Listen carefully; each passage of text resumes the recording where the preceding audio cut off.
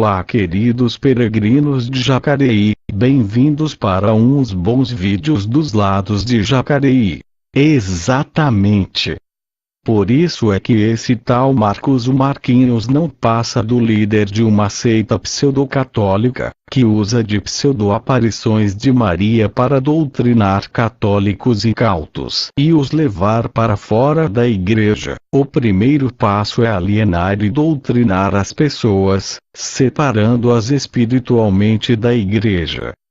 O segundo é armá-las com paus e pedras e colocá-las a brigar contra os irmãos de fé em defesa do seu líder e daquilo que ele prega. O terceiro é fazê-las romper com a igreja definitivamente, desobedecendo a Pedro e obedecendo um Zé Ruela qualquer. E há quem ache que isso é o que a Mãe de Deus quer.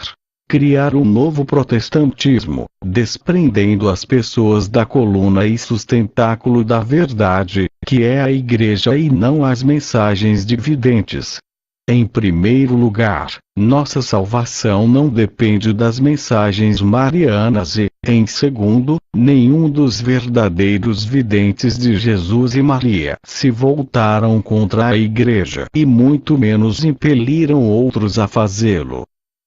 Nenhum deles jamais pensou em fazer lavagem cerebral na cabeça das pessoas para que abdicassem da barca de Pedro, pois sabiam que a igreja é obra divina, não de homens. Mesmo os que inicialmente foram perseguidos se submeteram e acataram a vontade da igreja. Pois quem realmente vê Jesus e Maria sabe que Deus abre os cadeados e move as montanhas. Só quem está por conta própria é que pretende abrir as portas a socos e pontapés, contando com a própria força. Quando vemos uma pessoa esbravejar em defesa de algo, já vemos logo que de Deus não vem. Cristãos legítimos argumentam.